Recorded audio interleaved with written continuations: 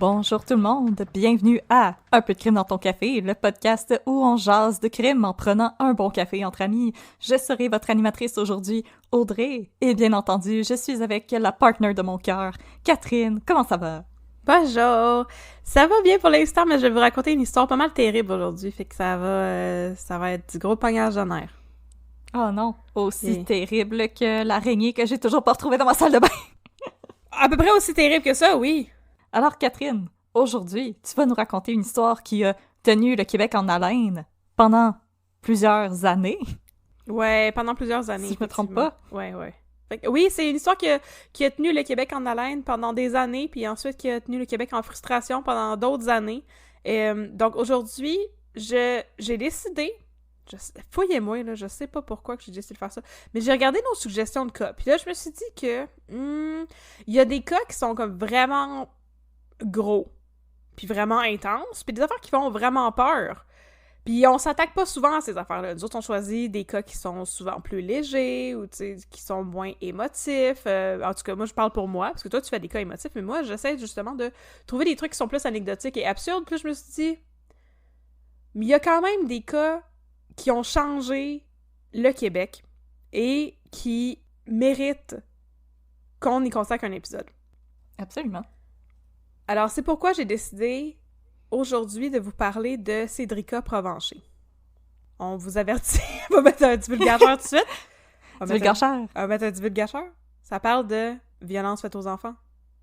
Ce qui est un sujet qui est pas le fun! Fait que pourquoi j'ai décidé délibérément de... J'en parlais l'autre jour avec mes parents, mon père était comme « Pourquoi tu fais ça? » Parce que je vous prépare aussi, dans une couple de semaines, je vais aussi vous préparer l'histoire d'Alexandre Livernoche, qui est une autre histoire de violence faite aux enfants. Puis là, mon père était comme « Mais qu'est-ce qui se passe? Pourquoi tu fais juste des histoires de violence faite aux enfants? » Puis j'ai dit « Je sais pas trop, mais je crois que ce sont des cas qui sont vraiment importants et qui ont beaucoup fait jaser pour plein de raisons. Alexandre Livernoche, c'est pour des raisons vraiment différentes de celles de Cédrica, puis on va pouvoir creuser la question.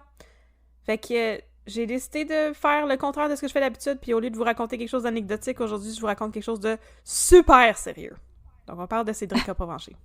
Parfait. Et en parlant de Cédrica Provencher, on va vous recommander un café pour que vous puissiez mettre du crème dedans. Oui. Alors, le café que je vous recommande aujourd'hui, c'est un café qu'on a obtenu via notre partenaire, le Roasters Pack, qui est, nous vous le rappelons, un service d'abonnement qui vous livre du café une fois par mois. Vous recevez 3 sachets de café dépendamment de vos préférences. Vous pouvez avoir torréfaction foncée, mi-foncée, torréfaction brune. Vous pouvez choisir déjà moulu, pas moulu si vous aimez ça vous faire des bras.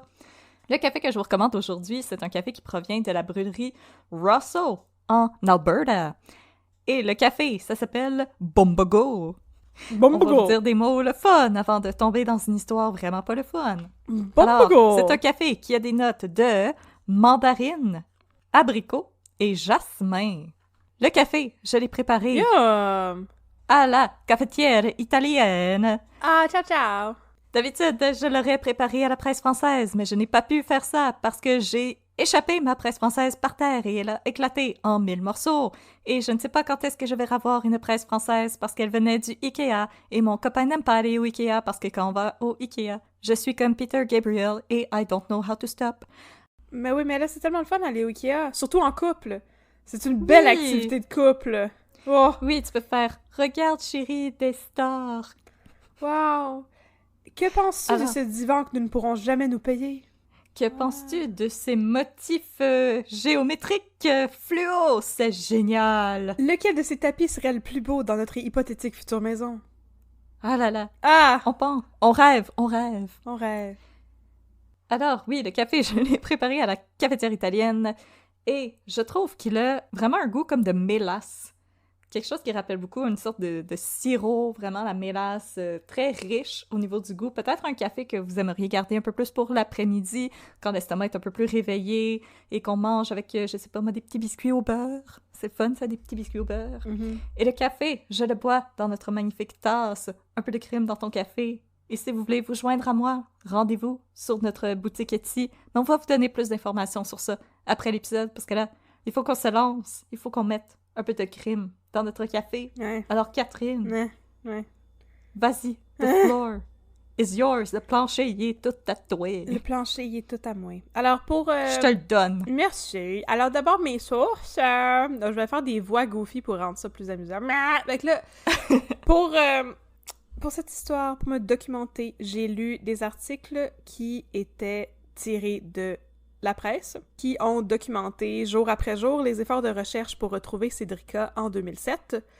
Et ensuite, quand on est passé au développement les plus récents, les articles que j'ai consultés étaient des articles du Journal de Montréal par rapport à ce qui s'est passé en 2015, 2016 et par rapport aux choses qui sont encore en train de se dérouler aujourd'hui par rapport à Cédrica.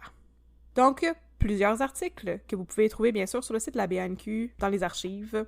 C'est très intéressant, ça m'a permis de composer une chronologie des événements. La majorité d'entre nous, à moins que vous soyez vraiment très très jeune, parce que ça s'est déroulé en 2007, mais la majorité d'entre nous, on a conscience de c'est qui Cédrica Provencher. Et on a tous et toutes au moins vu une fois une pancarte de sa face. N'est-ce pas? Ouais. On sait de quoi elle a l'air. Ouais. Moi, je me rappelle de quand elle a disparu. Ouais.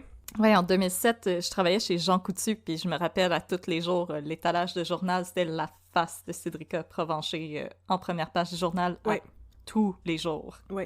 Sa famille a travaillé vraiment fort pour qu'elle reste dans les médias pendant longtemps, puis on va en reparler. Donc, notre histoire commence le mardi 31 juillet 2007 à 21h. La famille de Cédrica Provencher déclare sa disparition à la sécurité publique de Trois-Rivières. Cédrica était censée rentrer à la maison à 20h ou 20h30, les sources se contredisent là-dessus, mais elle n'est jamais revenue. Elle avait disparu, vraisemblablement aux angles des rues Deschenaux et Chapet, dans le quartier paisible de Saint-Jean-Baptiste de La Salle. Elle habitait à Trois-Rivières. Lors de sa disparition, elle portait une jupe verte, des sandales et une montre. Elle avait aussi une clé à son cou et un collier avec un imprimé qui disait « Star Academy ». Oh! Ouais, j'essaie de faire des voix niaiseuses pour vous détourner du fait que Cédrica n'avait que 9 ans. Il était tout Pour petit. vous donner un peu de répit, chers auditeurs. C'est très possible que je pleure en racontant cette histoire, je vous avertis déjà. C'est correct, j'ai pleuré pendant l'île de Mascotte. OK. La famille de Cédrica est bien sûr absolument bouleversée quand elle contacte la police. Le père de Cédrica se nomme Martin Provencher. Lui et la mère de Cédrica sont séparés. La mère, Karine Fortier, elle a un nouveau conjoint. Et Cédrica, elle a aussi une sœur qui s'appelle Mélissa. Et c'est Martin Provencher qui va être le visage de la famille dans les médias pendant les semaines suivant la disparition, même les années suivant la disparition de Cédrica Provencher. Sa mère, elle, a toujours resté un petit peu en retrait parce qu'elle disait que c'était trop difficile pour elle d'en parler. Je comprends ça. Puis là, la sécurité publique de Trois-Rivières, là, ils n'ont pas niaisé avec le POC et des recherches sont organisées immédiatement, là, au milieu de la nuit, le 31 juillet. La sécurité publique ainsi que la famille et des bénévoles cognent aux portes de tous les voisins et ratissent le quartier. On cogne à toutes les maisons, on prend des témoignages, on réveille le monde.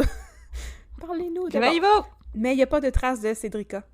Et dès le lendemain, le 1er août, il y a une mobilisation monstre. Il y a un total de 175 bénévoles qui sont réunis pour faire une fouille des environs. Le groupe de bénévoles et la police fouillent un rayon d'environ 1 km autour de l'endroit où la petite a été vue pour la dernière fois, soit le coin des rues Deschenaux et Chapet. Dès cette nuit-là, donc la nuit du 1er août, il y a 50 policiers qui sont présents en permanence, en plus de bénévoles spécialisés en recherche et en sauvetage. Il y a aussi un hélicoptère et des bateaux qui vont fouiller les environs, parce que c'est Trois-Rivières, il y a de l'eau, bien sûr. Éventuellement... ça tombe. Quel bon nom! Bon, alors... Comme asbestos! Il y a de l'asbestos, c'est normal fun. La première chose qui est retrouvée, c'est la bicyclette de Cédrica. Elle est retrouvée derrière un conteneur à déchets sur la rue Dupuis, puis elle avait été amenée là par un groupe de jeunes qui l'avaient trouvée au coin Chabanel et Chapet à 20h30 le soir de sa disparition, puis qui avait volé son vélo puis qui est allé le domper ailleurs. Ah, OK. Ouais. J'allais dire, ben, ramène-le. Ramène-le. Mais ils savaient pas à ce moment-là, c'était le soir même de la disparition, tu sais. Une maudite gang de petits pommes! Alors, le 3 août, soit 3 jours après la disparition de Cédrica, la Sûreté du Québec, la SQ, prend la relève. Puis là, il y a une mobilisation de 50 policiers et 350 bénévoles qui viennent du coin. Les bénévoles se relaient au Colisée de Trois-Rivières. Yeah. Et là-bas, ben, on leur distribue des collations, puis on les brief sur les endroits qui vont être à ratisser, puis ils vont faire des battues, puis ils vont parcourir les rues, les fossés, les bois et même les berges de la rivière Saint-Maurice. La police reçoit une centaine de types par téléphone sans résultat. On fouille aussi les égouts, juste au cas où. Donc, ils ont vraiment tout fouillé. Puis, dès le 4 août, la photo de Cédrica tapisse les panneaux publicitaires de la province. Donc, immédiatement, il y a comme une grosse campagne de médiatisation autour de ça qui s'est organisée. Là, il fallait la retrouver le plus rapidement possible, puis tout le monde ne parle que de ça. Ah oui. Les gens là, qui étaient... Surtout les gens dans nos âges, là, je pense qu'on va s'en rappeler. Oui. À ce stade-ci de l'enquête, la police recherche un homme qui aurait approché une seconde petite fille quelques jours auparavant pour lui demander de l'aider à retrouver un petit chien égaré. Oh, j'aime pas ça. Ouais. Stranger danger. Le 5 août, on est rendu à des centaines d'appels et des dizaines de rencontres avec des témoins potentiels. Il y a eu des maîtres chiens qui sont venus, des plongeurs, des hélicoptères, des fouilles d'égouts, de sous-bois, de falaises. La police a validé tout ce qu'elle a reçu à son numéro 1-800 sans aucun résultat jusqu'à date.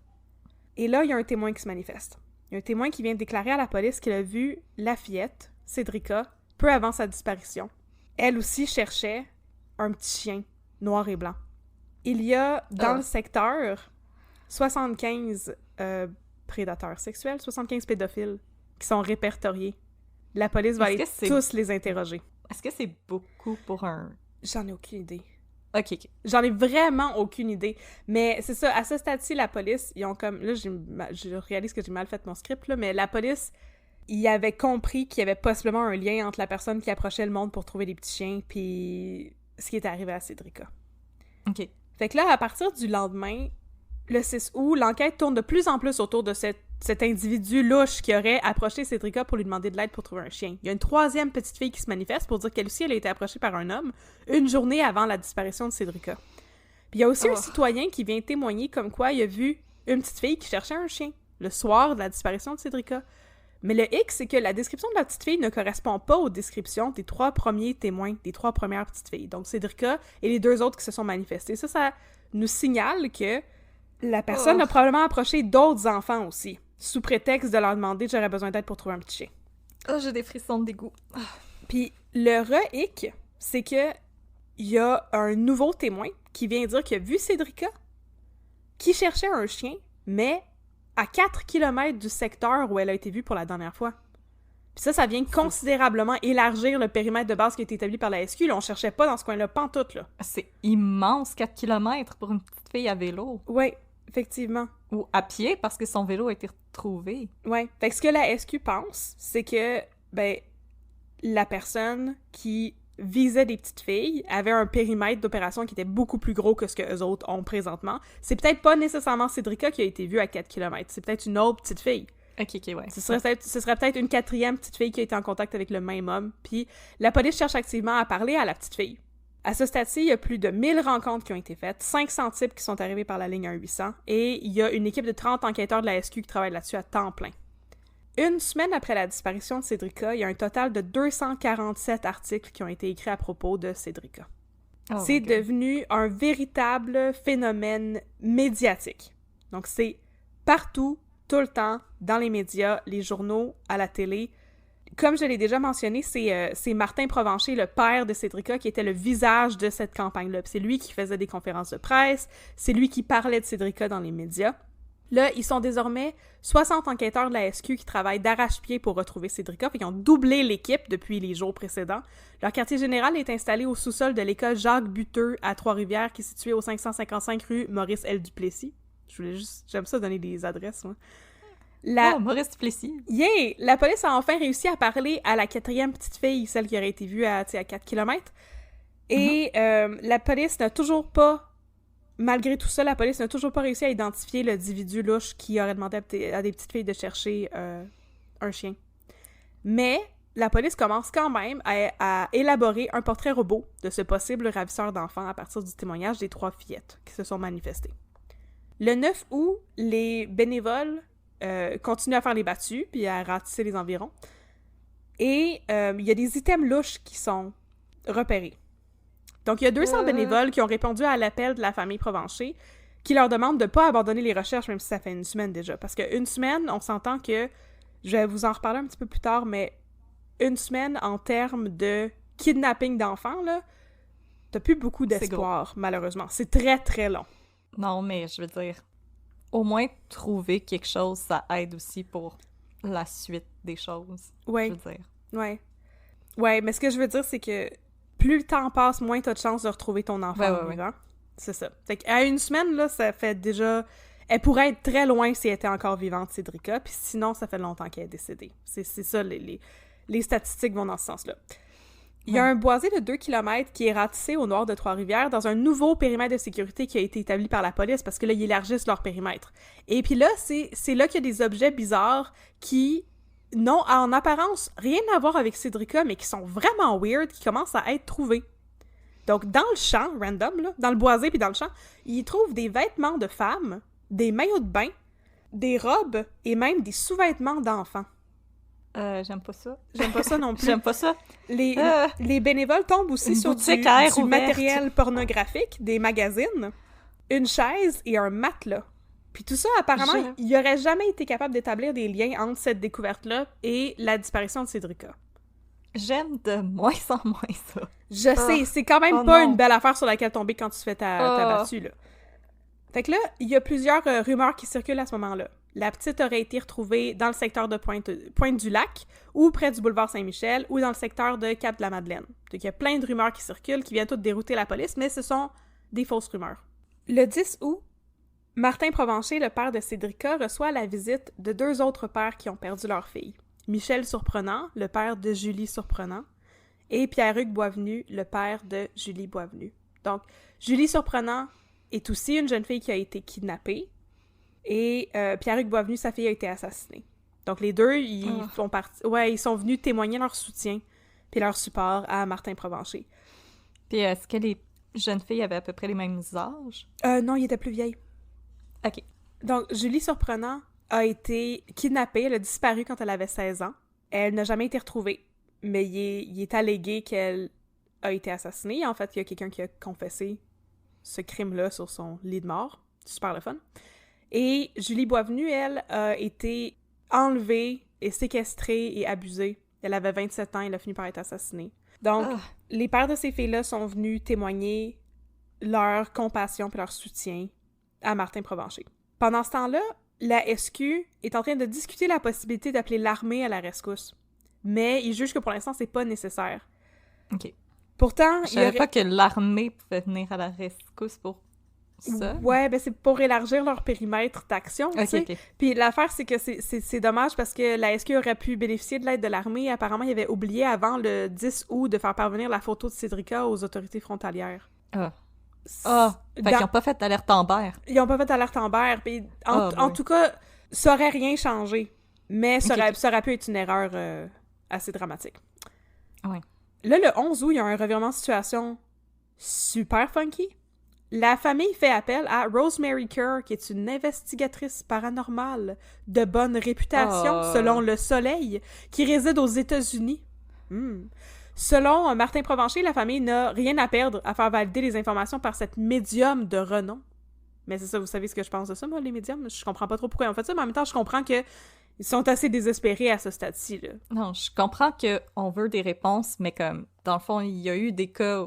S'il y a des gens parmi vous qui regardent John Oliver, vous savez qu'il y a des instances où les médiums ont fait dérouter les enquêtes de la police, où c'est déjà arrivé aussi une jeune femme qui s'était fait kidnapper, et chez son kidnappeur, le kidnappeur l'avait laissé regarder la télé, puis elle a vu une médium dire à sa mère qu'elle était morte. Ouais. Fait que les médiums, proceed with caution. Ouais. Je comprends, on veut des réponses, je comprends le stress, l'angoisse, le désir de savoir qu'est-ce qui s'est passé, mais comme... Ouais.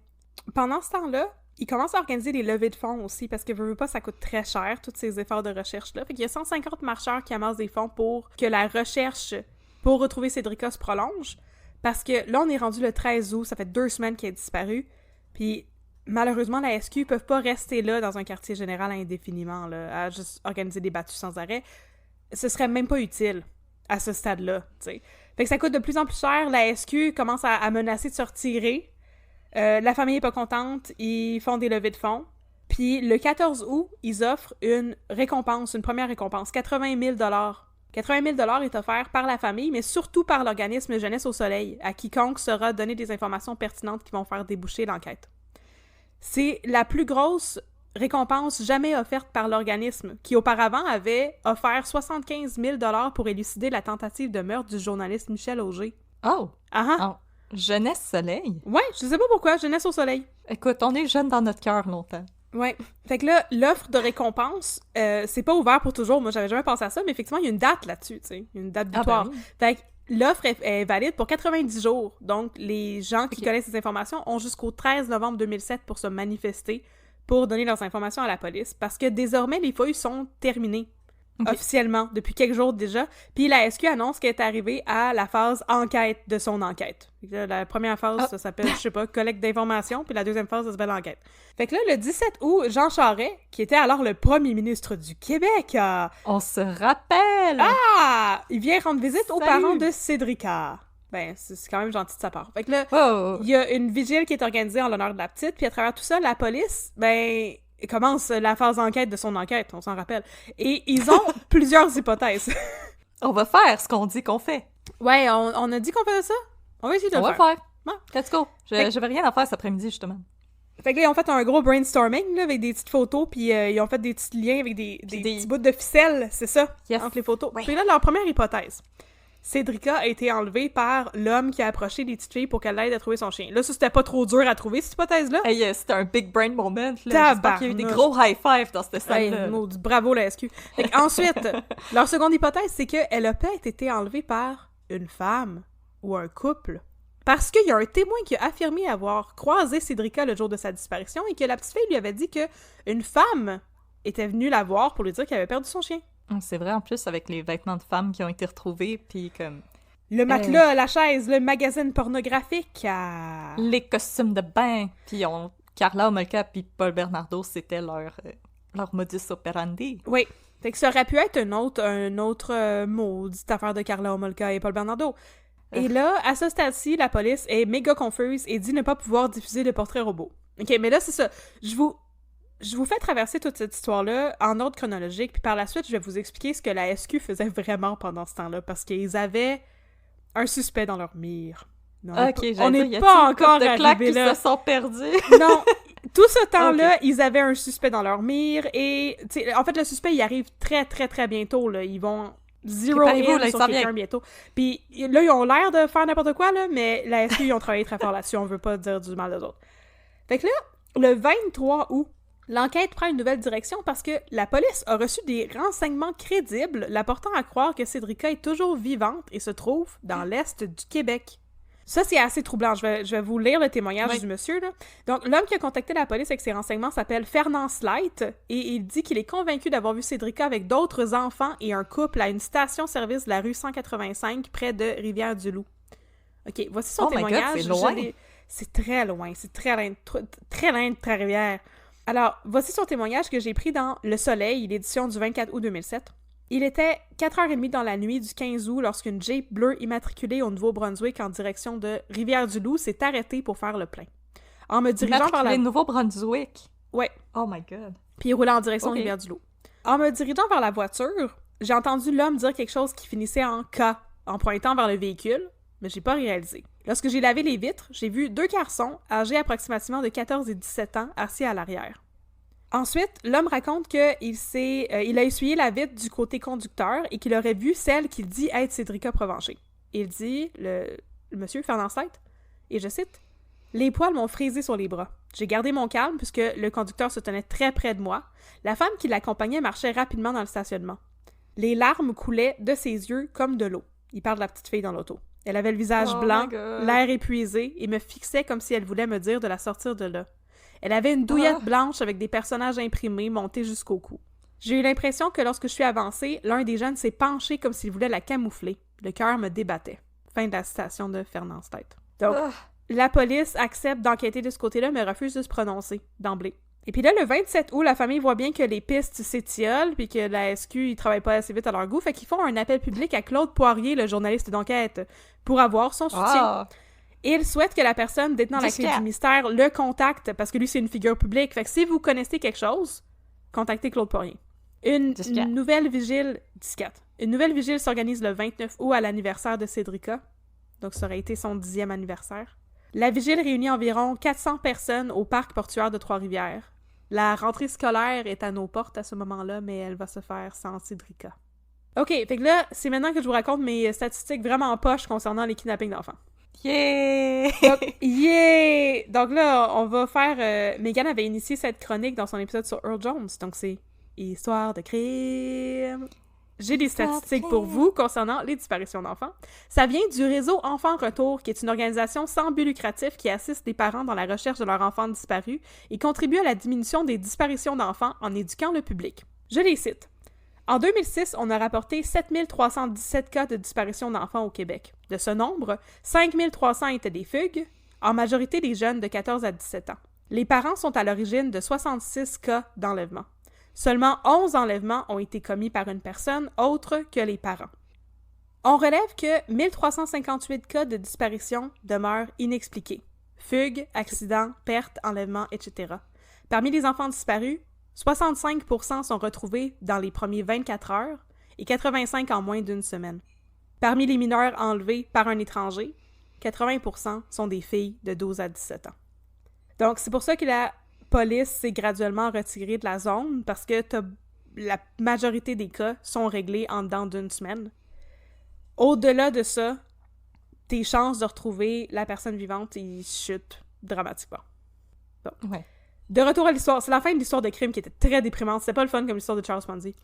En même temps, c'est comme les amateurs de théorie du complot, surtout aux États-Unis, là, qui ont les baguettes en l'air à parler des pédophiles et des enfants qui disparaissent, puis etc. Je pense qu'il y a un léger manque d'éducation sur c'est quoi la réalité des enfants qui disparaissent. Ouais.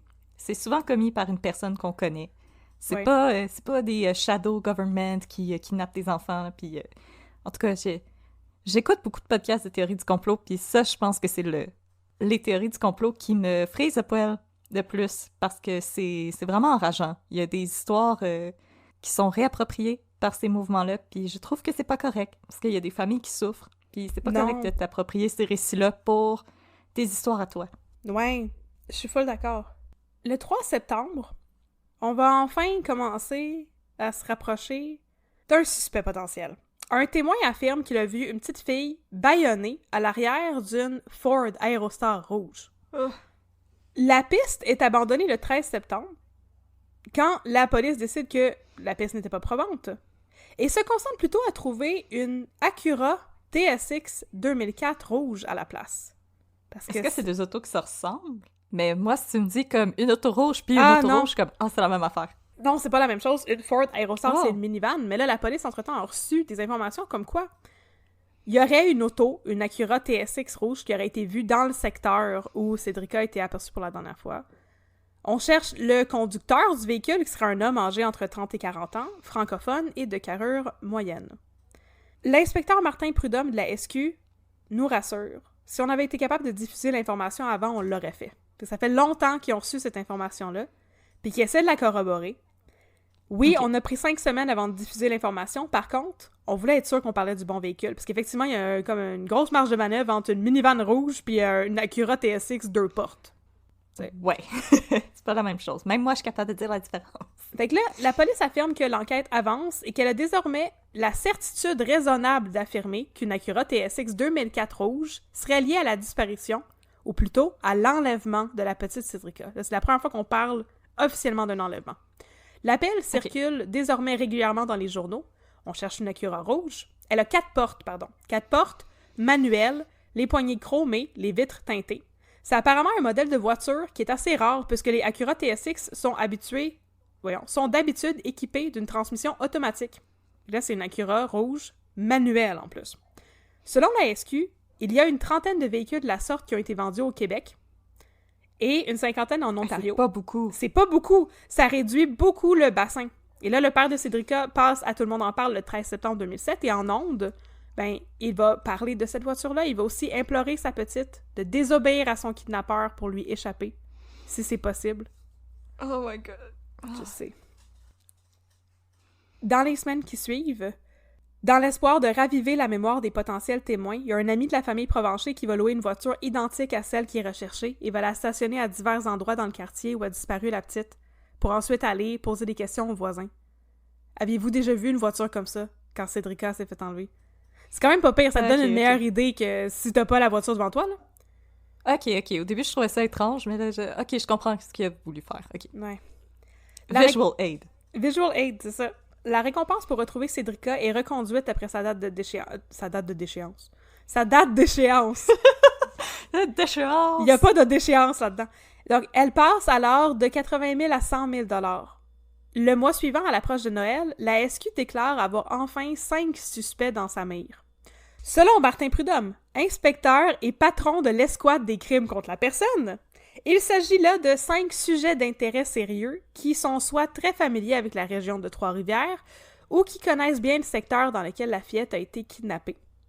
Parmi eux, on trouve aussi des hommes qui ont, et je cite, des antécédents à caractère sexuel, d'autres ont un comportement sexuel déviant ou une attirance envers les enfants, d'expliquer Martin Prudhomme. Il y en a là-dedans aussi qui possèdent une Acura TSX 2004 rouge à 4 portes avec les poignées chromées, manuelles. Mais là, si t'as 5 suspects pis qu'il y a 30 Acura, ça veut dire qu'il y en a un. Il y en avait là-dedans, dans le secteur, en fait, on va reparler de la voiture plus tard, puis je vais le dire, puis je vais peut-être me corriger plus tard, mais dans le secteur de Trois-Rivières, il y avait 5 ou 6 voitures comme ça. Ok, c'est un gros échantillon, là. Pas toutes très rares manuelles, mais des Acura TSX 4 portes, rouges, blabla. Il y en avait une couple dans le secteur. Right. Et il y avait une personne là-dedans qui faisait partie des suspects, qui étaient les suspects officiels de la SQ. Donc, la police finit par écarter 4 des 5 suspects et la famille affirme à la fin de janvier 2008 qu'elle a désormais un seul suspect dans sa mire. Ça fait 6 mois que Cédrica est disparue. À ce stade-ci, Martin Provencher affirme aux journalistes qu'il est convaincu que sa fille est encore vivante. Mais qui est donc l'unique suspect qui reste dans la mire de la SQ? Qui est-il? Le suspect, c'est Jonathan Betthèse. Jonathan Betthèse est le directeur général d'Emballage Betthèse, une compagnie qui a été fondée par ses parents et qui est établie en Mauricie. Betthèse réside à Trois-Rivières et était dans le coin le jour de la disparition de Cédrica Provencher. Le 6 septembre, il s'est présenté de lui-même au poste de la SQ pour être questionné par les enquêteurs. Il est propriétaire d'une Acura TSX rouge comme celle que la police recherche. La police veut fouiller son automobile, mais il ne peut pas leur remettre la voiture car elle est chez le carrossier. Depuis 2 jours. Tombe mal. Il n'est pas clair si la police va fouiller l'automobile quand la voiture sort du carrossier, mais ce qui est clair, c'est que lorsque la police essaie de mettre la main sur la voiture, elle apprend qu'ensuite, après avoir été chez le carrossier, elle a été remisée. Parce que Jonathan Betthèse a désormais l'intention de la vendre aux États-Unis. Mais je veux dire, si t'as un doute raisonnable, tu peux pas avoir un mandat pour juste la saisir? Possiblement. Mais j'ai jamais réussi à voir s'il avait réussi à la saisir ou non. OK. Puis là, comme je l'ai déjà mentionné, j'avais pas de quantité de personnes, mais il y avait plusieurs propriétaires d'Acura TSX rouge 2004 qui étaient dans ce coin-là. Un seul n'était pas capable de fournir d'alibi pour le jour de la disparition de Cédrica, Jonathan Betthèse. Celui-ci dit avoir joué un 9 trous de golf le matin de la disparition de la fillette, mais il ne peut expliquer ses allées et venues par la suite. Je cite un article du Journal de Montréal. Jonathan Betthèse dit s'être présenté chez ses parents pour faire l'entretien de la piscine et des plantes après avoir joué au golf le 31 juillet 2007. Il aurait cependant rebroussé chemin car sa tante était déjà sur place. Il affirme être alors rentré à son logement, seul. Sa tante a confirmé dans une déclaration écrite à la police qu'elle était bien chez sa sœur ce soir-là, mais qu'elle n'y a pas vu son neveu. Bref, son alibi à lui, c'est qu'il est allé s'occuper de la piscine à ses parents après avoir joué au golf dans l'après-midi. Sauf qu'il n'y a personne chez ses parents qui l'a vu s'occuper de la piscine. Puis lui-même, il dit qu'il a vu sa tante. Ouais, puis sa tante dit qu'elle l'a pas vu. C'est ça. Son alibi est très flou, on va dire ça comme ça. Alors, il n'est pas corroboré. Il n'est pas corroboré. Alors, Jonathan Betthèse est ensuite invité à passer un polygraphe pour dissiper tous les doutes, ce qu'il refuse de faire. En fait, selon un témoignage fait un peu plus tard à ses employés, parce qu'il était directeur d'une compagnie, Bethes aurait initialement accepté de passer le polygraphe sous certaines conditions, dont la condition que les résultats soient rendus publics pour dissiper tous les malentendus, mais un changement de dernière minute lui aurait fait changer d'idée. Là, le changement d'idée, là, c'est que Bethes a soumis à la police un nombre de clauses que la police doit respecter pour que lui-même accepte de se soumettre au polygraphe. Fait qu'au début, il dit « Oui, je vais le faire, je vais le faire, je vais le faire. » Puis après ça, il dit « Je vais le faire seulement si vous respectez ces clauses-ci. » Puis les clauses incluent... Mais tu peux faire ça, donner des clauses aux policiers? Ben, t'as pas le gros bout du bâton, mettons, mais c'est ça qu'il a utilisé, lui. Puis de toute manière, on s'entend que le polygraphe, comme qu'ils disent à profusion dans le district 31, même s'ils arrêtent pas de faire passer des maudits polygraphes à tout le monde, le polygraphe, c'est pas une preuve qui est admissible en cours. OK? Non. Fait que, dans les clauses que Bethes soumet à la police, il y a celle que la police n'a pas le droit de porter d'accusation criminelle si le polygraphe est réussi. Et de diffuser la nouvelle dans les médias si le polygraphe est réussi, mais aussi de ne pas diffuser la nouvelle si Bethes échoue le polygraphe. Fait que si je passe votre test, vous n'avez pas le droit de me poursuivre en justice, mais te poursuivre en justice pourquoi t'as passé le test. Puis après ça, si je passe pas le test, vous n'avez pas le droit de le dire aux journaux. Ah! Fait qu'il transmet... Oui. Puis vous avez pas le droit de me poser des questions sur cette affaire-là, juste sur ma fin de semaine puis mon film préféré. Juste sur ma Acura TSX 2004 4 portes rouges. Fait que Jonathan Bethes transmet ses demandes par le biais de son avocat et la SQ refuse. Duh! Donc le projet de polygraphe tombe à l'eau. Les demandes de Bethes, par contre, c'est assez pour attiser les doutes de la police. Ah, tu m'en diras tant. Fait que là, on va faire un saut dans le temps. On est rendu 1 an et demi plus tard. Le 2 juin 2009, Jonathan Bethes reçoit une visite ben le fun. Il y a un homme qui se présente chez lui pour lui offrir de remplir un sondage et, en échange, d'être éligible pour gagner un concours, en plus de recevoir un gratteur instantané. Hey! Oh my God! Oh my God! Fun! Oh my God!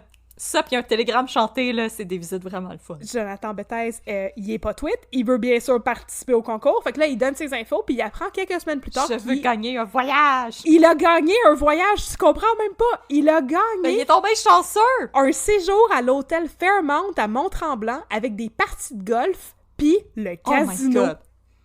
Fait que là, ben voyons ton maudit chanceux avec des belles vacances. Hey! Fait que là, le 31 juillet 2009, il se fait ramasser en limousine chez lui, puis il est amené à l'hôtel Fairmount. Puis là-bas, il rencontre les autres gagnantes du concours, tu sais, ils sont... Je pense qu'ils sont genre c'est incroyable! C'est incroyable! Je pense qu'ils sont comme un foursome, parce qu'ils passent tout le week-end à jouer ensemble au golf et à parier au casino. J'avais écrit à parier au casino.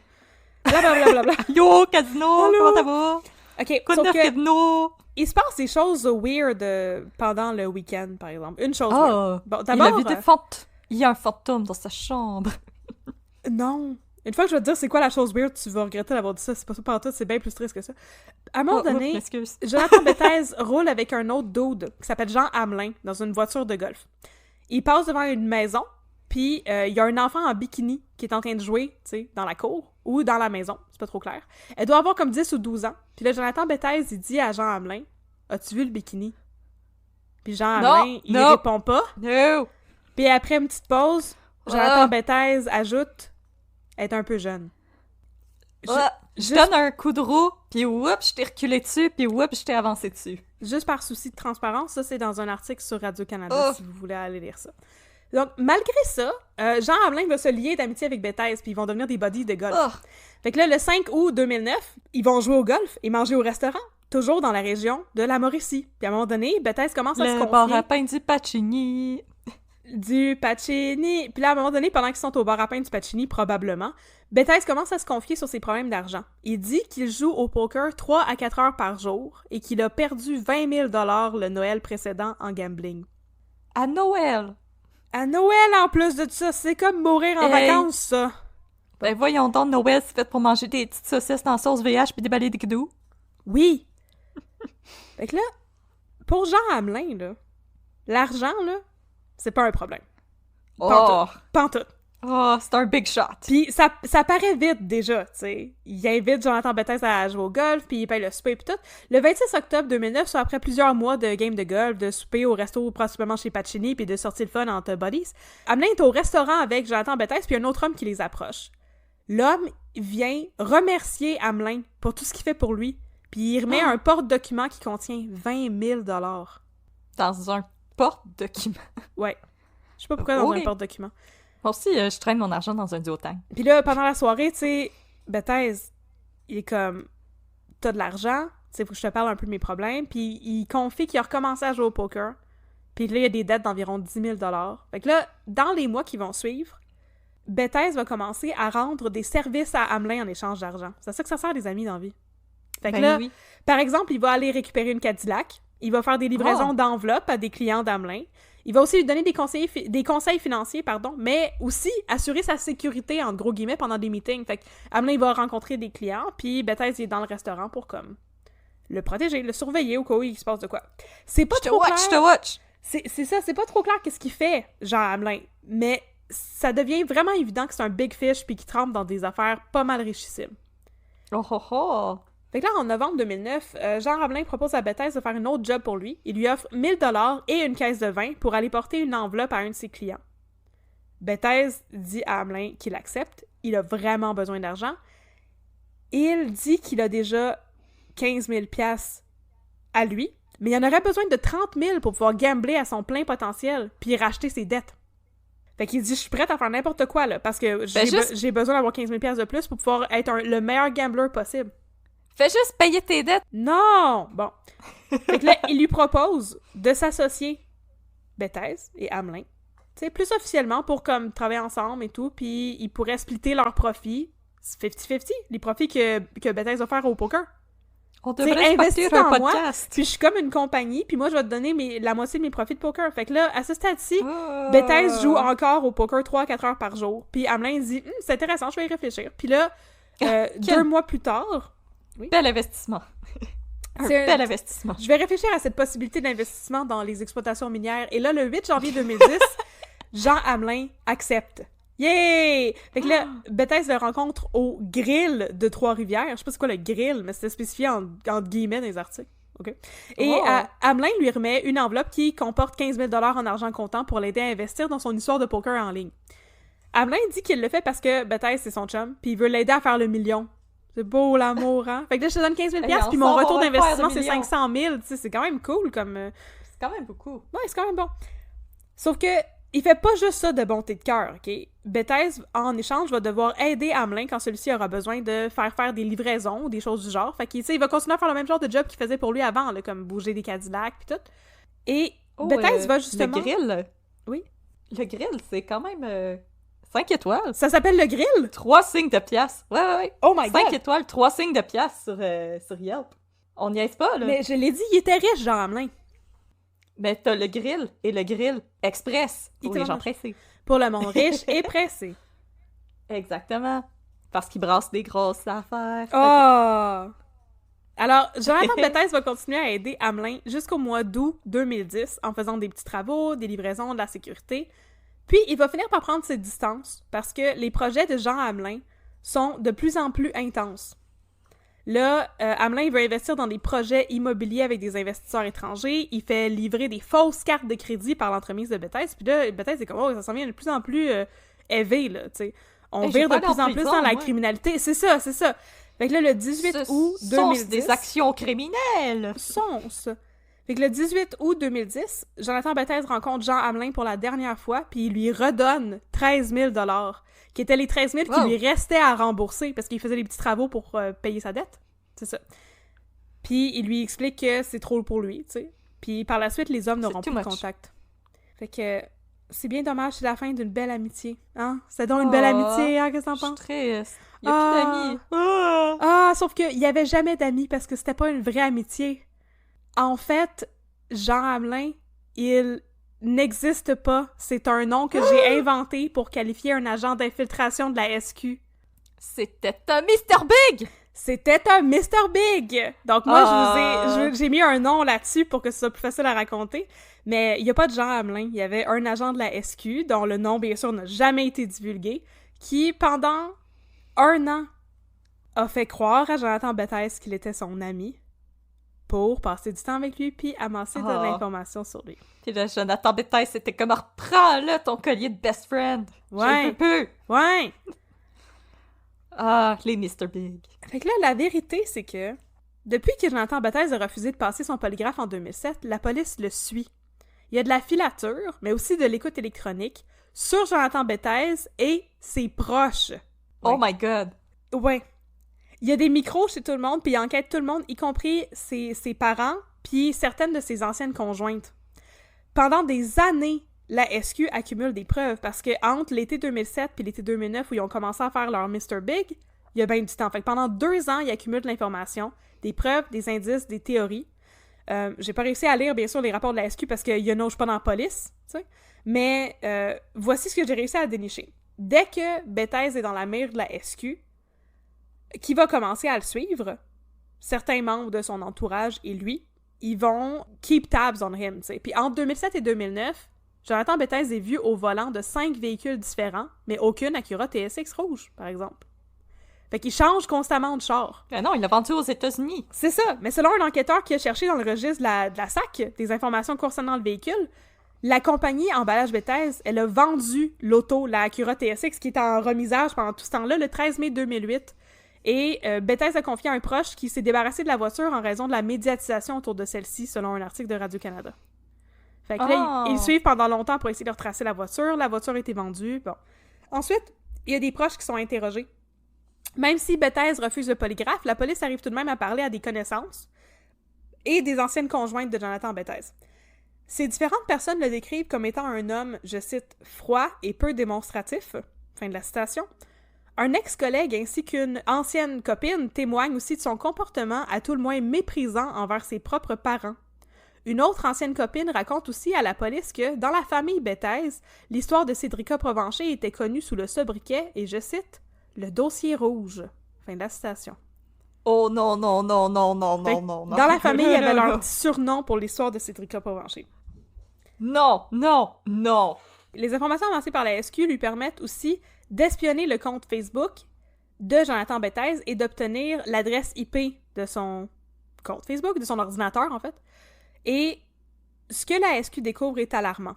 Les adresses IP, les différentes adresses IP utilisées par Jonathan Bethes auraient été utilisées pour consulter ou télécharger des fichiers de pornographie juvénile de 2009 à 2013, à partir du moment où il commence à vraiment checker ce qu'ils font sur son ordinateur. Un policier qui a, à mon avis, la pire esti de job, avait pour responsabilité de prélever un échantillon des fichiers de pornographie juvénile. Et il a rapporté que la majorité des fichiers montrent des jeunes filles âgées entre 3 mois et 12 ans, en train de subir des agressions sexuelles ou dont on montre les parties génitales. Non! Les policiers qui sont sur l'escouade de pornographie juvénile, oh my god. Oh my god. Je comprends pas comment ils font ça. Oh. Fait que là... On vous salue. L'affaire, c'est que pendant tout ce temps-là, la SQ enquête, puis personne ne connaît l'identité du suspect. Son identité va être révélée par l'émission Enquête, qui fait un reportage sur l'histoire de Cédrica Provencher en 2012 et donne pour la première fois au public le nom de Jonathan Bethes. Oh my god. Et là, cette année-là, pour la 2e fois, la SQ lui demande de passer un polygraphe et pour la 2e fois, il refuse. Et puis là, on passe à l'année 2015. On est rendu en décembre 2015. Le 11 décembre, 3 chasseurs, Sébastien Lupien, Martin Lantier et Pascal Lantier, sont en train d'arpenter les bois dans le secteur est de Trois-Rivières, près d'une voie de desserte de l'autoroute 40. Et là, les chasseurs font une découverte macabre. Des ossements humains. La Sûreté du Québec est aussitôt appelée sur les lieux.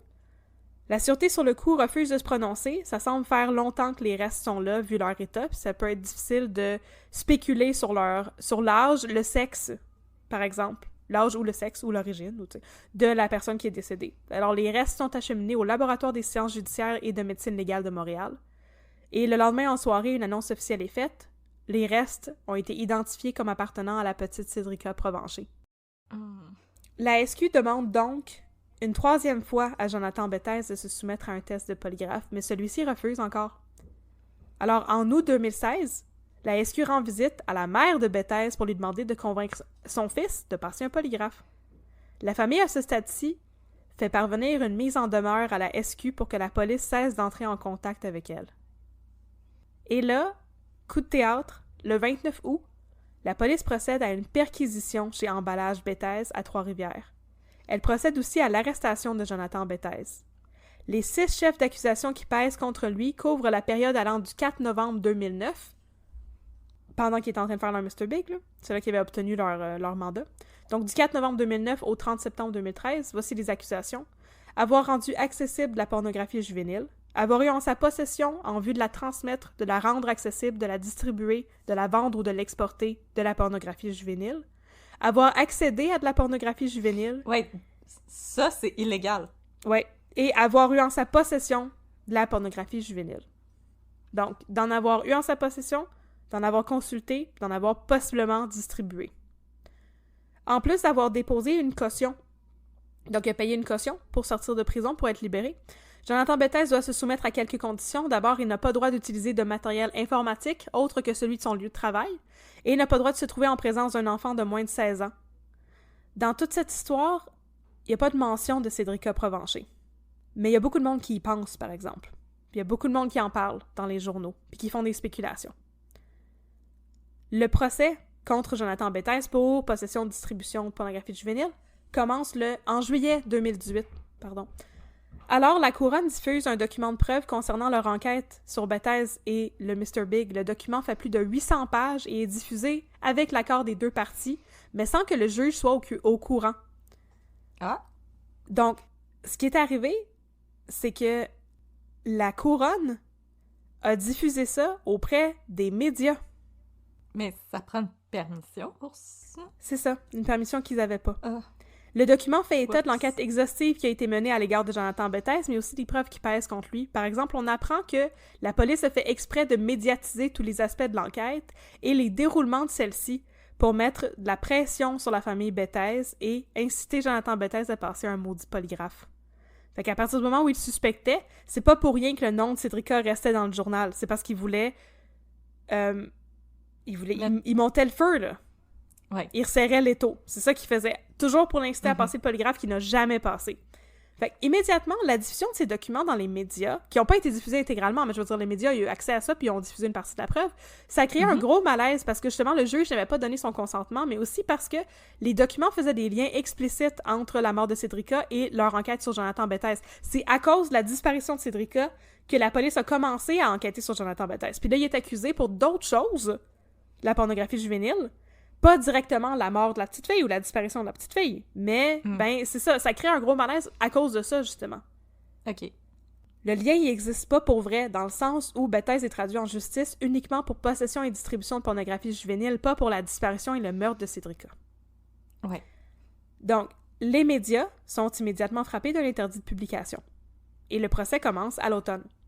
Malheureusement pour la Couronne, ces preuves ne sont pas exactement tangibles.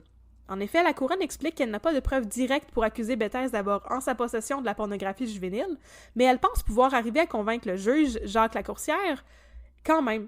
Comme si quelqu'un d'autre avait téléchargé ça chez lui? Ouais. OK. Ça aurait pu être ça.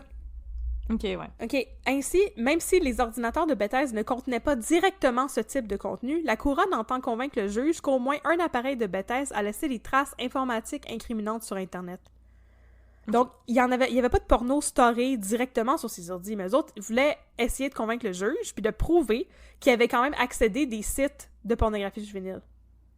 Comme en retraçant son historique. Genre, des choses comme ça. Fait qu'ils ils ont des preuves comme circonstancielles, mais pas vraiment de preuves directes.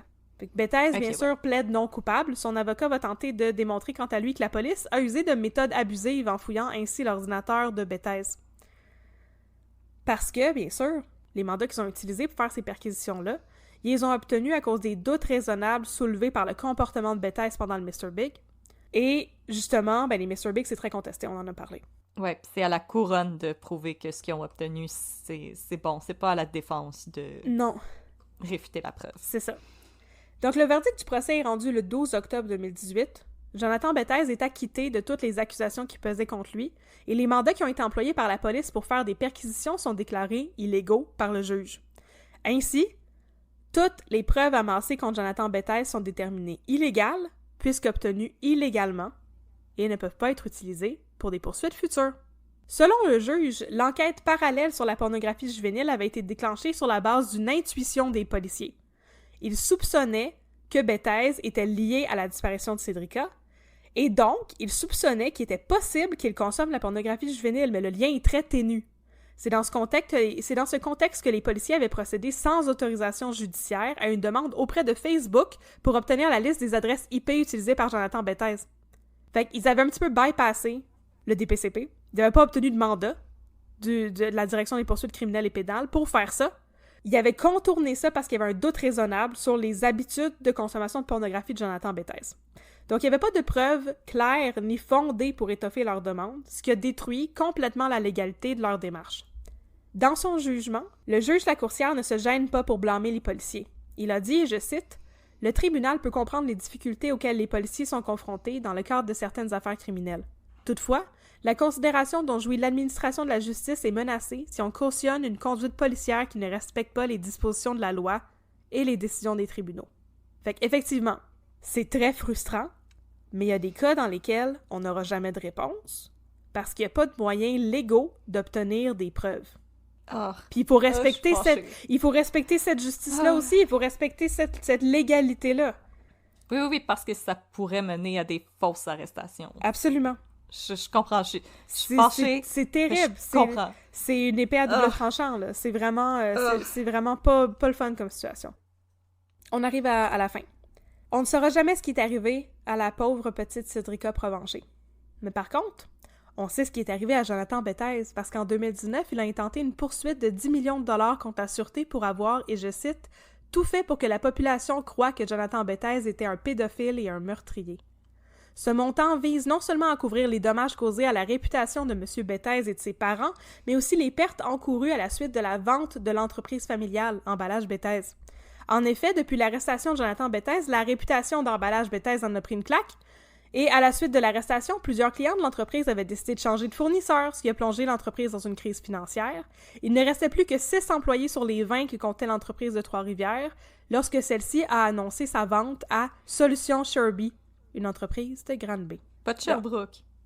Non, Solutions Sherby, une entreprise de Granby. Je sais pas. Donc, c'est ça, la compagnie a été vendue presque à perte parce que la réputation de Jonathan Bethes a été ternie. Jonathan Bethes ne travaille plus depuis et il est prestataire de l'aide sociale, ce qui peut pas travailler parce que sa réputation est complètement scrap. Il a reçu beaucoup de menaces et a été victime de vandalisme comme ses parents. Leurs maisons respectives ont été recouvertes de graffitis et on a lancé des œufs sur leur domicile. La cause contre la SQ ne sera pas entendue avant 2022 en raison de la pandémie, mais aussi en cause de la complexité du dossier, parce que le dossier remet en cause le travail de plusieurs policiers de la SQ, mais aussi des hauts gradés, comme Martin Prudhomme, le directeur de la SQ. Et c'est sur cette note très frustrante et en queue de poisson que se termine l'histoire de Cédrica Provencher. Oh my god. J'ai genre les doigts très serrés, très fort autour de ma bouteille d'eau présentement. Oh, j'aime pas ça. Le dossier rouge. Wesh. Je l'entends encore dans ma tête.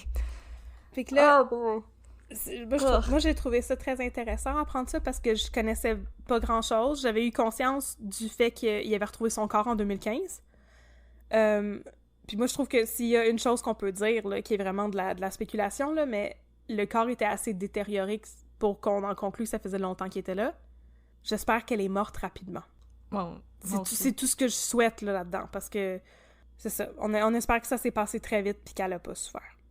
Je pense que c'est le mieux qu'on peut espérer par rapport à cette affaire-là, mais je dois avouer que moi aussi, par contre, après un certain seuil, je savais plus vraiment qu'est-ce qui s'était passé dans cette affaire-là. J'avais entendu dire qu'il y avait un suspect, mais moi aussi, comme éventuellement, j'ai arrêté de suivre, là, parce que, oui, avant, il y avait des articles à tous les jours, puis à un moment donné, ça s'est espacé, puis là, quand c'est revenu, j'étais plus vieille, j'ai moins suivi, mais merci pour ça, parce que moi, je savais même pas, en fait, qu'il y avait eu un Mr. Big pour essayer de la retrouver.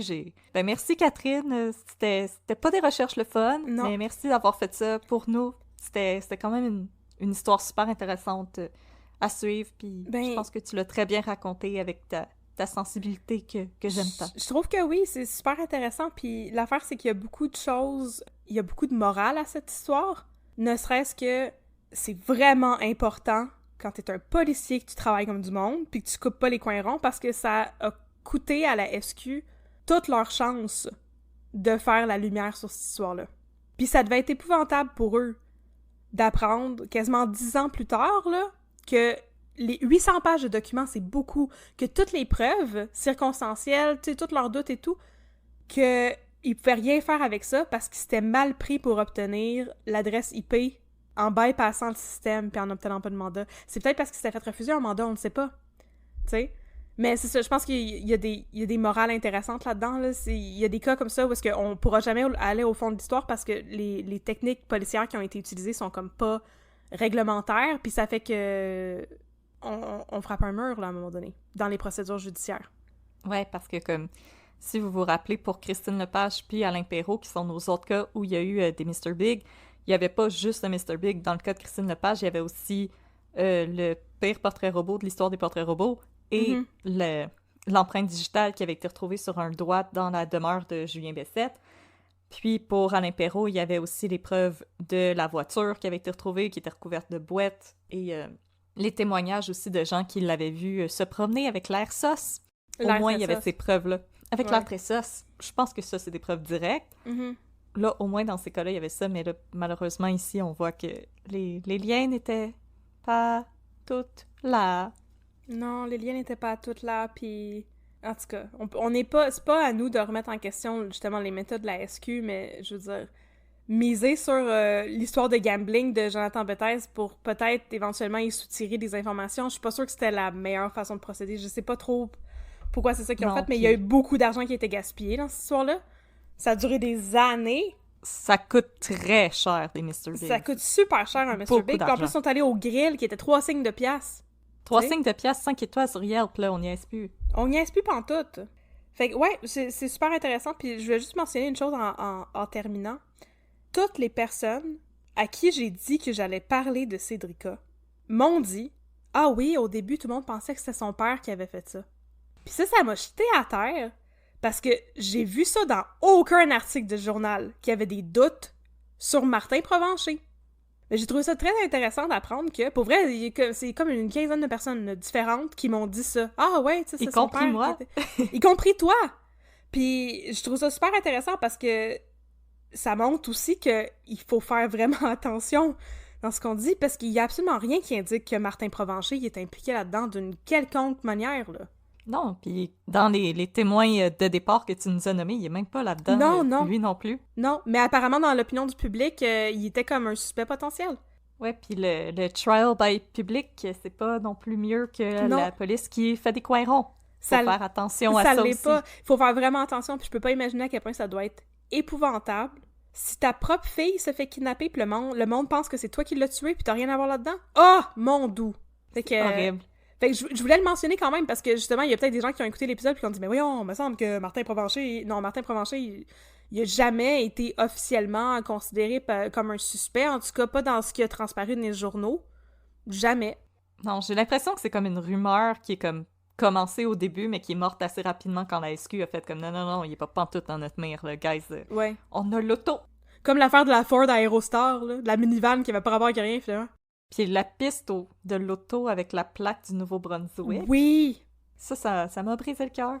Ouais, je sais, c'est pas mal épouvantable. Mais bon, c'est ça. Comme je l'ai dit, je trouvais que c'est important d'en parler parce qu'il faut justement faire mémoire pour Cédrica. Puis ça a été un cas qui a été justement excessivement médiatisé puis qui a vraiment changé la manière dont on parle des kidnappings. Tu sais, ça avait jamais été... Les médias avaient jamais été investis de même, là, à part pour l'histoire de Cédrica. C'était vraiment quelque chose de phénoménal. Là, ils sont allés voir Claude Poirier puis tout, puis c'était... En tout cas, ça a été super gros comme histoire, puis malheureusement, mais on n'en connaîtra jamais le fin mot. Mais on leur souhaite juste des bonnes choses dans la vie aux parents de Cédrica, à sa sœur, à la famille, oui. Bon, hey, c'était downer puis plate à mort comme fin. Inquiétez-vous pas, on va vous remonter le moral. Avec les 2 minutes de babine! Avant de passer aux 2 minutes de babine, on va vous rappeler que pour nous suivre sur les réseaux sociaux, nous sommes sur Facebook, @unpeudcrime sur Instagram, @unpeudcrime dans ton café. Vous pouvez nous écrire pour nous recommander du café, des cas, ou juste pour nous dire un petit bonjour. On aime toujours ça avoir de vos nouvelles. Vous pouvez nous écrire unpeudcrime@gmail.com. Si vous aimeriez vous procurer de la marchandise, un peu de crime dans ton café, pour advertise dans votre vie de tous les jours, votre podcast préféré. Ou juste parce que vous n'avez pas de contenant dans lequel boire du café, ça existe. Oui, Ça fait mal dans les mains du café bouillant. Aïe donc. Aïe.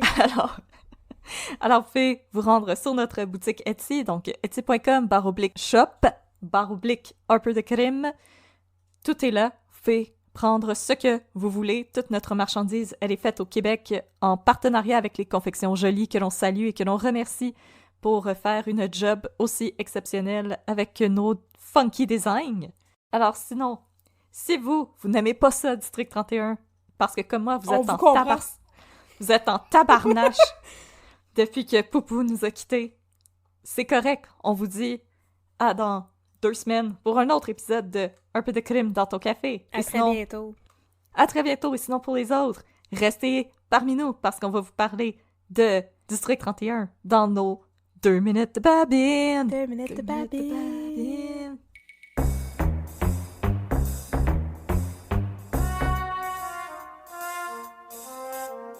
Alright, partner.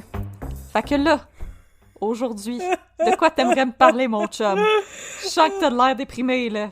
Laisse sortir la petite crotte que t'as sur le cœur. Je vais te parler, c'est une grosse crotte que j'ai sur le cœur. Écoute. Ah, vas-y. Je vais te J'ai le dos parler large. d'une affaire terrible. Tant qu'à parler d'affaires terribles, on va continuer à parler d'affaires terribles, OK? Let's go. Bon. Ça va être cathartique. Je vais te parler du tout premier cas du District 31. L'histoire qui a suivi les enquêteurs du district pendant toute la première saison de notre vie. 120 épisodes. 120 On a grandi avec eux. Un peu moins. Ça a fini à peut-être 80 épisodes. Ça a duré longtemps, pareil. Ils sont efficaces. J'ai nommé la disparition du petit Théo Gagnon. Oh non, Théo! Théo Gagnon. Oh non! Fait que c'est l'histoire de Théo Gagnon. Oh. Théo Gagnon a été vu pour la dernière fois dans un parc. Il jouait avec des amis. Oh. Puis là, il a disparu. C'était en début de soirée. Oh non! Disparu. Fait que là, ses parents vont voir la police pour retrouver le petit Théo Gagnon. Puis là, la police commence à... Babine, j'ai perdu mon enfant. Babine, j'ai perdu mon enfant. Aide-nous à trouver notre enfant. Puis là, au début, Babine travaille avec Nadine, Magali Lépine-Blondeau, qui est sa partner avant qu'elle devienne la lieutenante. Fait que là, ils travaillent ensemble au début, puis ils vont interroger tous les voisins, puis les voisins disent « Oui, on a vu un char. » Je vais inventer quelque chose, je me rappelle pas c'était quoi. On va dire, on a vu une Volkswagen Golf bleue, 2 portes, qui était proche du parc. Puis là, ils se disent « Ah, ben sûrement que notre suspect a une Volkswagen bleue 2 portes. » Fait que là, ils ratissent tous les registres de Volkswagen bleu 2 portes et ils trouvent une couple de personnes qui en ont, tu sais. Fait que là, ils commencent à les interroger, tu sais. Puis il y en a un là-dedans il demande, on peut-tu checker ta Volkswagen bleu 2 portes? Puis il dit non, vous pouvez pas parce que chez le carrossier, elle est en train de se faire nettoyer. Puis le babine est comme, hey, c'est ça sans tabarnak. Puis là, on va arrêter ça tout de suite. Ce monsieur-là s'appelle Carl Junot. Puis à partir de ça, Carl Junot devient le suspect numéro 1 de l'affaire de Théo Gagnon.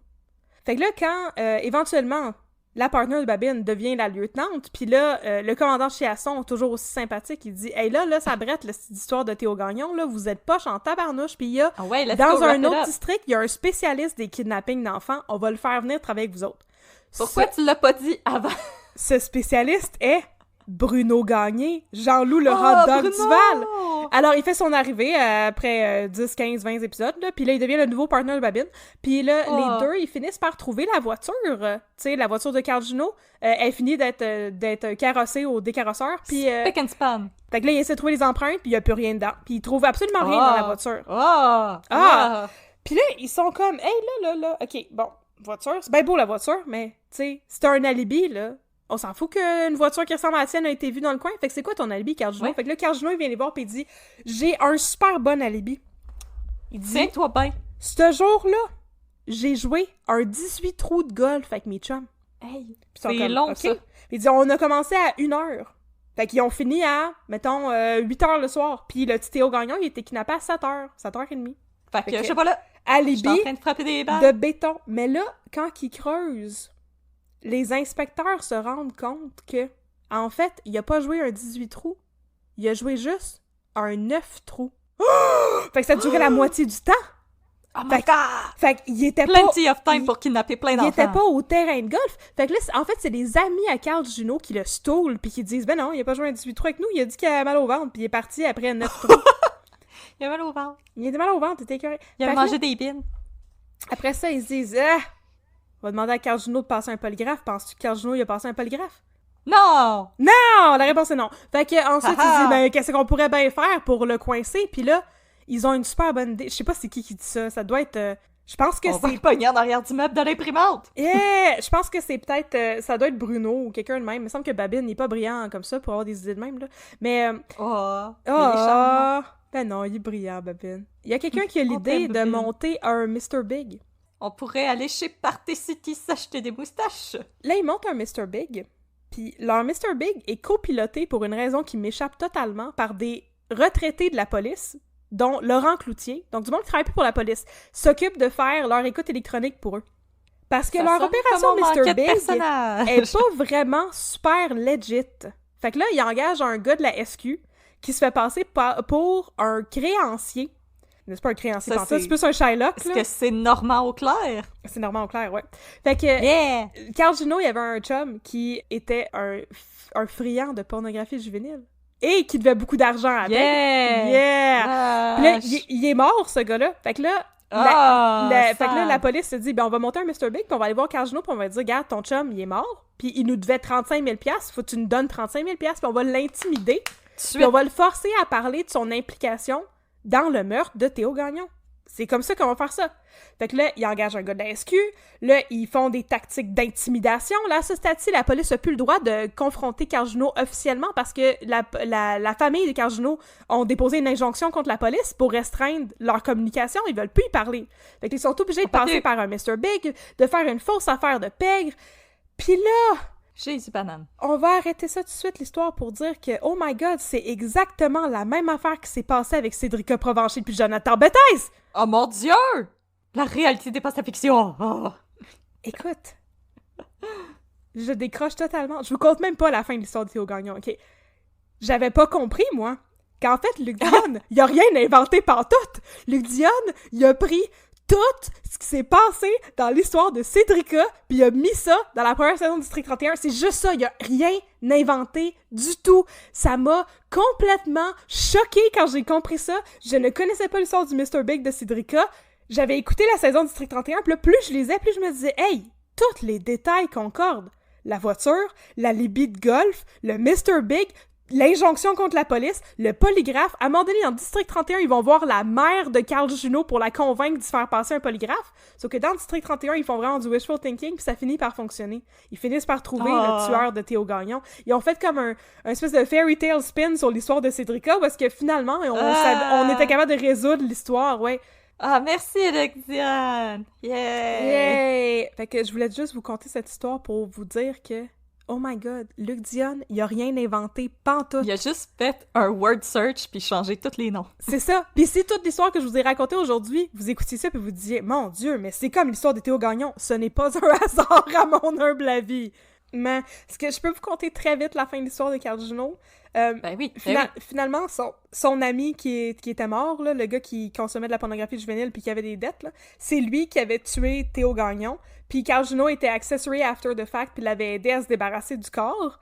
Puis à la fin de l'histoire, ils réussissent à arrêter Carl Juno parce que l'autre est mort, tu sais, puis ils l'envoient en prison puis Carl Juno se suicide. Il y a une vraie fin à l'histoire. L'histoire est vraiment conclue. Ça finit très dark, mais on sait ce qui est arrivé à Théo Gagnon, on a toutes les réponses qu'on cherchait, puis tous les gens qui étaient responsables du cas sont soit en prison, soit morts, ou tu sais. Il y avait d'autres personnes aussi qui étaient impliquées qui finissent par être en prison. Tout le monde en prison! Fait qu'il y a vraiment un cas, il y a vraiment une conclusion, en fait. Ce que Luc Dionne a fait, c'est qu'il a pris cette histoire qui était hyper médiatisée, puis la première saison de District 31, c'est quoi? 2016? 2015. 2015? Ben c'est juste en même temps qu'ils ont trouvé le corps, là. Ah, ok. Tu sais, c'est très étrange parce que toutes ces affaires-là, tu sais, c'est sorti dans les médias en 2018 quand il y a eu le procès de Jonathan Bethes, mais je veux dire, les détails sont vraiment très proches pour que ce soit une coïncidence, on s'entend. Fait que c'est ça, on dirait que Luc Dionne, on veut pas l'accuser de rien, a peut-être juste pris une histoire que tout le monde connaissait pour en faire la série policière la plus populaire du moment au Québec. Je trouve pas ça correct, je trouve... Le 2 minutes, c'est tard, mais je tiens à dire que dans la saison 5, aussi, Luc Dionne a repris un cas comme word pour word, mais qui s'était déroulé en Australie. Mm-hmm. Puis, encore une fois, il a vraiment massacré ce qui s'est vraiment passé. Puis ça m'a profondément enragée parce que c'était un cas vraiment très, très, très complexe et très nuancé par rapport à la violence faite aux femmes. Puis Luke Dion, il a pris ça, puis il a fait un gros « Ah, bitches be crazy ». Ouais, puis, mais les nuances... Réseaux sociaux be crazy. Ouais. Mais c'est ça, les nuances, il y a de la difficulté avec ça. Puis honnêtement, moi, je trouvais que c'était... Après avoir lu la conclusion de l'histoire de Jonathan Bethesda, justement, puis savoir qu'il a poursuivi la SQ pour diffamation, je comprends pas que Luke Dion a été permis de faire ça, parce que dans l'histoire que lui présente, c'est évident que l'homme est coupable et qu'il était impliqué dans la disparition de Théo Gagnon. C'est un peu comme s'il sous-entendait que Jonathan Bethesda était coupable et impliqué dans la mort de Cédrica Provencher. Tu comprends-tu? Me semble que c'est des zones de gris vraiment terribles. Comme je sais que pour les œuvres de fiction... Ouais, pour les œuvres de fiction, on peut se baser sur la réalité, mais là, je veux dire, me semble qu'on a peut-être traversé une ligne. Ben, on a traversé une dans le sens où, justement, il y a absolument aucune preuve qui prouve que Jonathan Bethesda était lié dans ce qui est arrivé à Cédrica Provencher. On n'a pas le droit d'avancer ça comme théorie. Puis on n'a pas le droit de présenter ça dans les médias sous un autre nom, quand c'est très évident que c'est de ça qu'ils parlent. Ouais. Hey, la voiture, le golf, le Mr. Big, les dettes, toutes. La famille sous écoute, le polygraphe, les anciennes blondes, toutes les histoires, tous les détails que je vous raconte aujourd'hui, c'est présent dans la première saison de District 31, là. Vous écoutez ça, vous allez avoir un backlash de ce que je vous ai conté aujourd'hui. Vous allez comme, je le vois venir à 100 000 à l'heure, là. Tous ces choix-là, moi, j'ai trouvé ça très douteux. Puis j'ai pensé, une fois que j'ai commencé à rechercher Cédrica, que j'allais vous raconter la même maudite affaire qui s'était passée dans District 31. On recommence! Deuxième fois! On raconte les cas avec des noms différents! Et voilà, on raconte des cas avec des noms différents, puis on accuse officiellement quelqu'un dans notre émission sous un faux nom. C'est épouvantable comme pratique, on peut pas faire ça! Ben, y a pas une police de la télé ou je sais pas quoi? La police de la TV! La police de la TV va arrêter Luc Dion! Je sais pas, c'est parce que moi j'ai aussi un malaise pour la famille de Cédrica Provencher, qui a pas eu justice, là, qui ont pas eu de réponse, puis là, on arrive dans une émission, puis on présente comme une espèce de... Bon, c'est pas un fairy tale ending, là, c'est assez dark comme finale, mais je veux dire quand même, cette espèce de gros wishful thinking de non, regardez, la police, ils ont fait leur job comme il faut, puis on l'a arrêté, puis tout est correct, yay! Je suis mal à l'aise. C'était super malaisant parce que effectivement, dans District 31, la police a jamais tort, puis toute leur histoire d'avoir monté un Mr. Big illégal en faisant de l'écoute électronique illégale, tout ça est contourné par le fait que finalement, ils réussissent à convaincre la famille de Carl Juneau de passer un polygraphe, puis c'est ces preuves-là qui leur servent pour l'accuser. C'est pas l'écoute électronique illégale. Fait qu'ils ont monté une opération illégale, mais leur excuse, c'est « Ben, finalement, ça nous a servi à rien pour ramener ça en cours, fait que c'est pas grave. » Ce qui est absolument pas vrai! C'est grave quand même! Mais c'est parce que dans la vraie vie, ça l'a coûté cher. Mais je veux dire, ça a coûté cher en termes de soulagement pour la famille de Cédrica Provencher, là, que la police a coupé les coins ronds, tandis que dans le District 31, c'est pas grave qu'on ait coupé les coins ronds. Il y a comme pas de conséquences. Non, c'est ça. Mais je veux dire, si on vit dans une société où est-ce que la police fait des affaires illégales, mais que c'est correct qu'ils fassent des affaires illégales, on risque d'arrêter pas les bonnes personnes. Là, ça fait longtemps là, qu'on fait les 2 minutes de Babine. Puis au début, c'était vraiment drôle pour la Babine. Ça, c'est la demi-heure de Babine. Plus ça va, plus... Non, mais je veux dire, ça fait plusieurs épisodes qu'on fait ça. Puis au début, on amenait des histoires super légères. Puis plus ça va, plus on est en train de comme dénoncer ce qui se passe dans le District 31. Moi, je pense qu'on fait un appel à tout le monde. Là, c'est intéressant, le District 31, mais il y a des affaires qui sont problématiques sur plein de niveaux différents. Fait que, oui. Écoute, refund the police. C'est ça que je dis. ça nous prend des réformes. Puis, écoute, je pense que c'était pas correct comme plotline d'exploiter l'histoire de Cédrica pour la transformer en un spectacle télévisuel. Ça me reste à travers la gorge. Ça me reste à travers la gorge. Fait que voilà, c'est là-dessus que je finis mes 2 minutes, mon chum. Fait que là, on va essayer de travailler mieux à partir de maintenant. Fait que 14, mon chum. Alright. 14 partner, on va aller faire notre job comme du monde. Ouais.